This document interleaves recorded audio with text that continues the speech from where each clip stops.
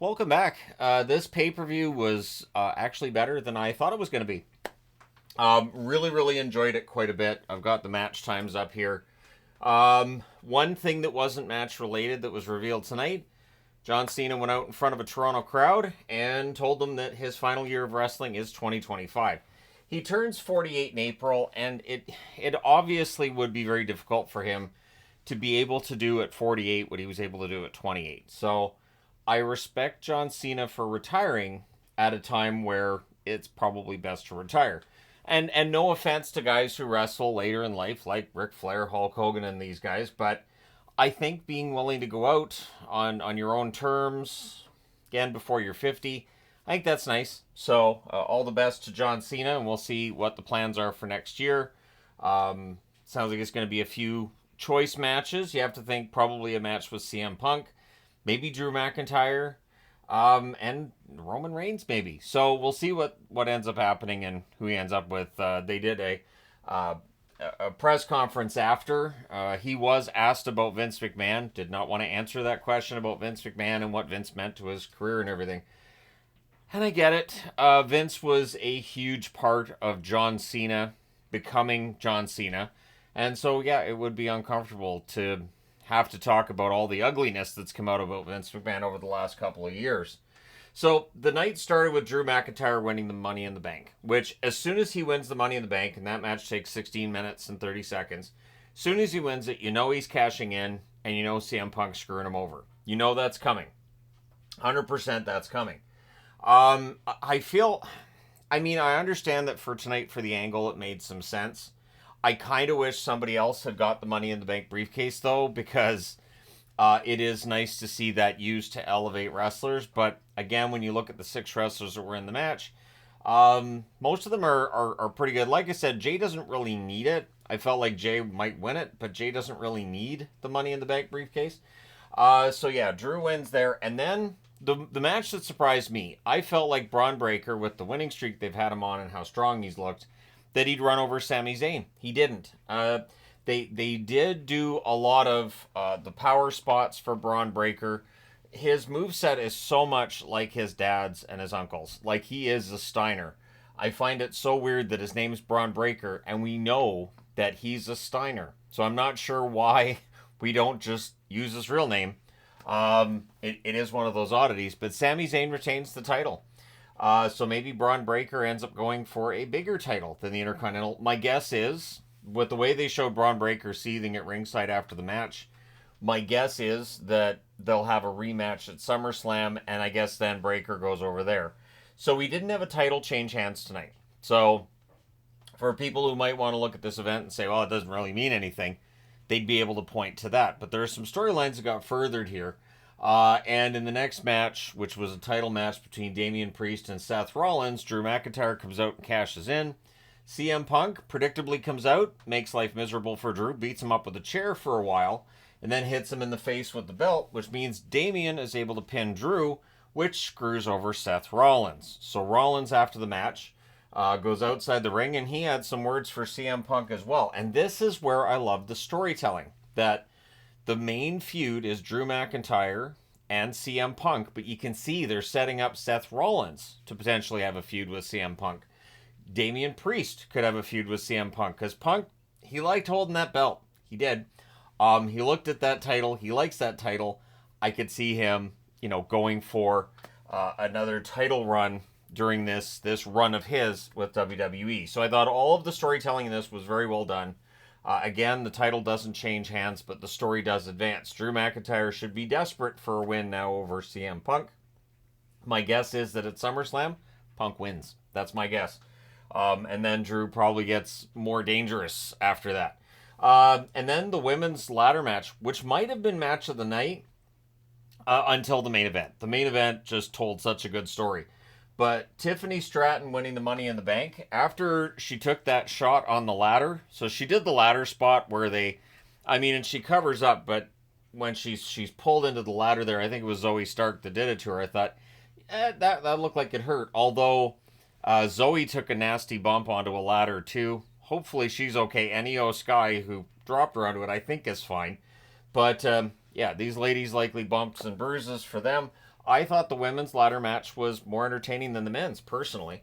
I thought it was really, really well executed, and if they don't see what a star they have in Chelsea Green, I don't know what more she can do to convince them. Her ring gear was on point. She was wearing the Canadian flag on her outfit and everything. She really, really, really is quite a good wrestler. Beyond all the comedy bits that she does and everything, I really think they should. And she took that fall through the two tables at ringside like a champ. I also thought it was funny that at the beginning she was scared of heights, and so she didn't really want to climb the ladder. She kind of wanted to use the ladder to knock the briefcase down. I don't know how you're going to do that while the carabiner's closed, but you can try. So yeah, Tiffany Stratton gets the win. She's a megastar. The fans were very enamored with her, and I thought it was interesting, her reaction, because I don't think she's used to that face reaction from the crowd, but it's Canada. Canadian crowds are known for cheering for the heels. This is a tradition in Canada that goes back at least 25 years. Because I remember when the Hart Foundation were heels in the States and faces in Canada, even though they were still cheating when they wrestled in Canada, but we weren't booing the Hart Foundation. But we booed the Road Warriors, Stone Cold Steve Austin, all the faces. We had no problem with booing all of them because Bret Hart was a legend in Canada at that point. And still is. Really, in all honesty, he still is. There was no sighting of the Wyatt Six. I was mildly surprised by that. I mean, mildly. Really, there wasn't a lot of shenanigans tonight. There really wasn't. It was actually it was a pretty clean show outside of CM Punk, and then we knew it was going to be a schmoz in the main event. So the main event's the six-man tag. Six-man tag matches are very challenging to make entertaining and very difficult to make it so that they're not confusing. And you're not like, okay, who's the legal man here? And this is where I can do the AEW comparison because they have the trios titles. There's times where I'm watching a trios match and I'm like, is that the legal guy? I don't think did he tag out? Because there's just so much going on and everybody's in the ring all fighting with each other. But in this one, it was really well done. I thought that they did a good job of making the new Bloodline look badass. No sign of Paul Heyman, no sign of Roman Reigns. The crowd chants for "We Want Roman" are getting louder and louder every week. Toronto was chanting that very loudly. And Solo Sikoa gets himself a chant that is going to get muted on Fox. And apparently, NHL.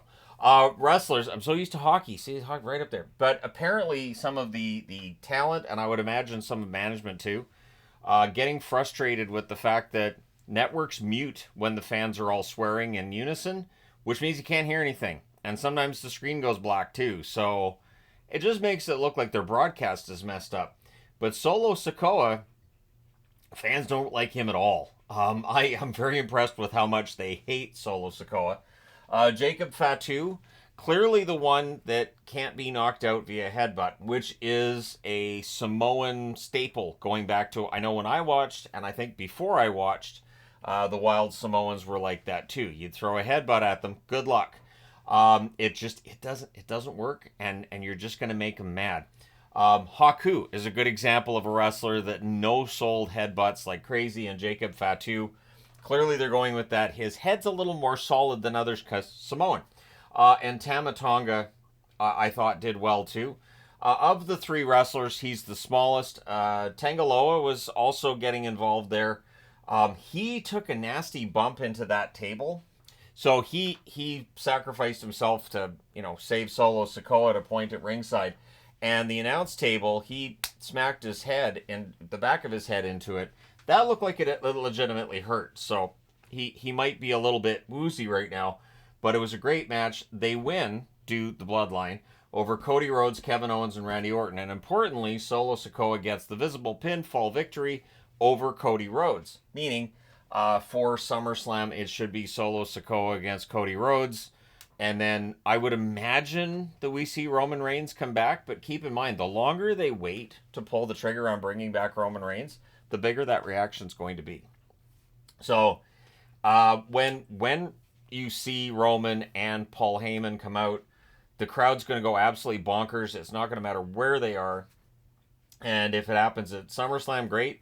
If they hold it off until Survivor Series, right? You could have a great Survivor Series traditional match where you have all four members of the Bloodline and say 3 face guys that are trying to fight against them. Maybe Cody Rhodes is one of them. And then magically Roman Reigns shows up. Although, the other thought I had was, what if Roman comes back and he's not a face? What if he comes back and he goes, you know what? I'll acknowledge Solo. And then you do a slow burn on him. Is he actually behind? Is he not behind him? What's going on here? So maybe they throw another swerve in there. We'll see. But it was a very entertaining show. If you haven't had a chance to see it, I would recommend it. The main event was 24 minutes and 40 seconds. It did not feel like 24 minutes and 40 seconds. The storytelling was so well done. And I thought each wrestler got a chance to shine. And Jacob Fatu, there is a ton of potential there for him to be a main eventer as well.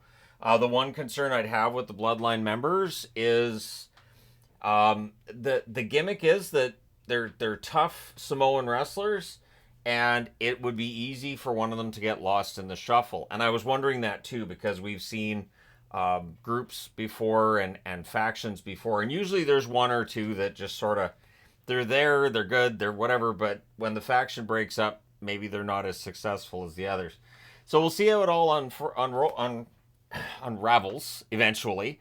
And eventually I'll wake my brain up. I've only had, over the last 36 hours, I think 3 hours of sleep. So I'm going to apologize for any misspeaking I did on the Hockey Channel today too. But yeah, 2 1.5 hour power naps are all I've had because it's hot. I'm not used to it. But anyways, there you go. Let me know your thoughts if you watched the show tonight. What did you think, and how excited are you now for SummerSlam? Or are you less excited? Was this kind of a downer for you? And again, I would expect there to be some people who aren't happy with the fact that there weren't titles that changed hands. There wasn't much on the line in way of titles either. The Intercontinental and the World title, of course, but just a lot of champions that weren't necessarily putting their titles on the line, and not a lot of champions on the card, but I think a lot of that's getting saved for SummerSlam. So let me know your thoughts. Hit like and subscribe if you haven't done so already. Thank you guys so much for all your support. I will talk to you again soon.